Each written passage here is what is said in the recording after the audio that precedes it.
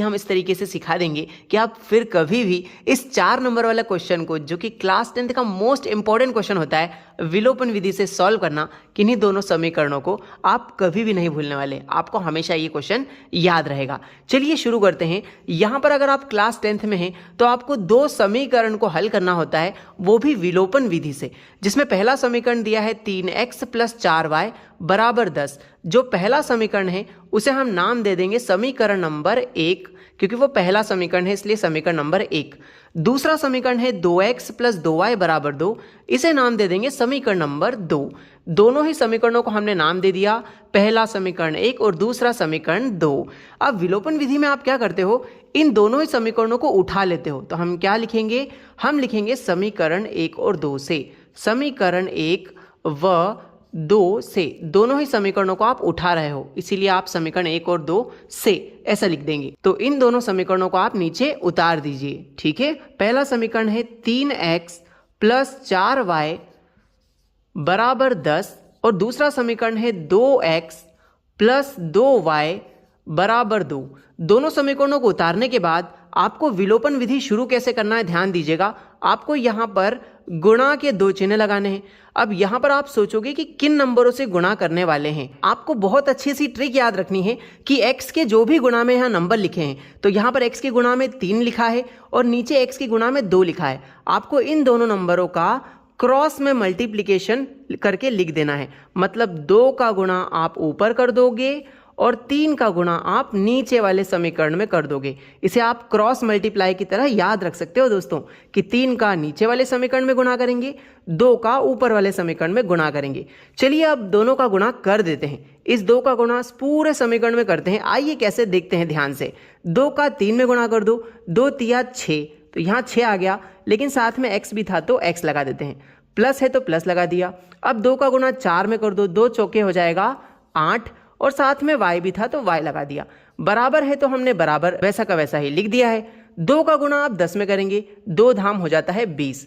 अब आपने इस 2 का गुणा इस पूरे समीकरण में कर दिया है। अब उसी प्रकार इस 3 का गुणा भी नीचे वाले समीकरण में कर दो। चलिए करते हैं। 3 का गुणा 2 में करेंगे, 3 दूनी 6 हो जाएगा, लेकिन साथ में x भी था तो आप x भी लिख दीजिए। अब 3 का गुणा 2 में करेंगे तो फिर से 3 दूनी 6 हो जाएगा और साथ में यहाँ y भी था तो y एज इट इज आ जाएगा। बराबर है तो हमने यहाँ बराबर लगा दिया है। अब क्या बचा है, 3 का गुणा 2 में करेंगे, 3 दूनी 6। लीजिए दोस्तों, विलोपन विधि हम क्यों करते हैं, ताकि हम x के जो भी गुणा में नंबर है उन्हें बराबर कर देते हैं।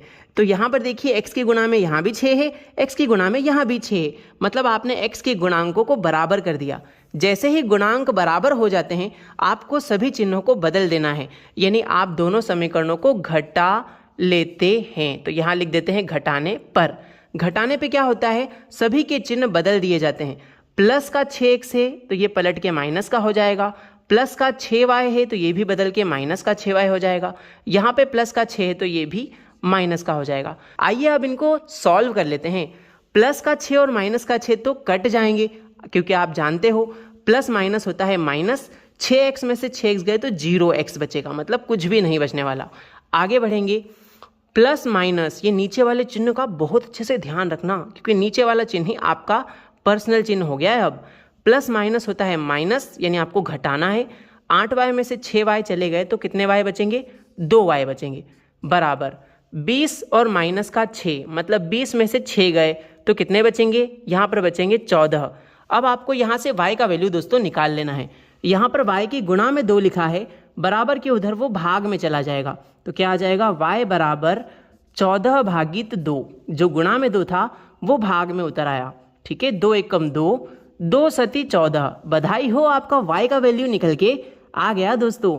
y का मान हमारा आया है 7। कितना आया है, y = 7। आपका एक वेरिएबल यानी एक चर का वैल्यू आ गया है आपके सामने। अब आप क्या कीजिए, इस y का मान या तो आप समीकरण 1 में रखिए या समीकरण 2 में रखिए, आपको x का मान भी आसानी से मिल जाएगा। तो यहाँ पर हम लिखेंगे y = 7 समीकरण 1 में रखने पर। आइए हम लिखते हैं, क्या लिखेंगे, y = 7 समीकरण 1 में रखने पर, आप पूरा लिख लीजिएगा कि y बराबर 7 समीकरण 1 में रखने पर। क्या आपको समीकरण 1 याद है दोस्तों? अगर याद है तो आप कमेंट सेक्शन में हमें समीकरण 1 लिख के बताइए। और आपको ये वीडियो कैसा लग रहा है हमें, आप अगर 10th क्लास के स्टूडेंट है तो कमेंट में ज़रूर लिख के बताएं कि मज़ा आ रहा है या फिर नहीं आ रहा है इस वीडियो में। तो यहाँ पर y बराबर 7 समीकरण 1 में रखना है। पहले समीकरण 1 ढूंढो, कहाँ है? ये रहा, जो कि है 3x + 4y बराबर 10। तो यहाँ लिख लेते हैं 3x + 4y बराबर 10। यहाँ पे आप क्या रख रहे हो? y की जगह 7 रख रहे हो। चलिए रखते हैं 3x + 4 गुणा में लिखा है y और y की जगह है 7, तो यहाँ पर 7 रख देते हैं y की जगह पे, बराबर है 10, तो 10 लिख दिया। अब इसको सॉल्व कर लो, आराम से x का मान आ जाएगा। 3x + 4 का 7 में गुणा करो, 4 7 28 हो जाएगा दोस्तों, बराबर में लिखा है 10। अब देखिए यहाँ लिखा है 3x, तो हम लिख देते हैं 3x, बराबर में चल रहा है 10। अब ये प्लस का 28 है, बराबर के उधर गया तो माइनस का 28 हो जाएगा दोस्तों। 3x तो एज इट इज रहेगा। अब यहाँ पे देखिए 10 में से 28 नहीं घट सकते, तो हम उल्टा करेंगे, 28 में से 10 गए तो यहाँ पर 18 बचेंगे। इन दोनों में बड़ा नंबर कौन? 28 है, जो कि माइनस के साइन के साथ है, तो बड़े अंक का चिन्ह लगेगा माइनस का। ठीक है, अब आगे यहाँ पर 3 गुणा में है, बराबर के उधर 18 के बटे में चला जाएगा, तो आ जाएगा x बराबर -18/3। चलिए अब आप इसको 3 से काट दीजिए, 3 एकम 3, 3 छंग 18, तो यहाँ पर x का वैल्यू निकल के आया है -6। और बधाई हो, आपके x और y दोनों के ही मान हमने निकाल दी हैं। आप चाहें तो स्क्रीनशॉट ले सकते हैं। इस तरीके से आप विलोपन विधि करेंगे तो आपके दोनों ही चरों के मान यानी x और y दोनों के मान आप बहुत आसानी से निकाल सकते हैं।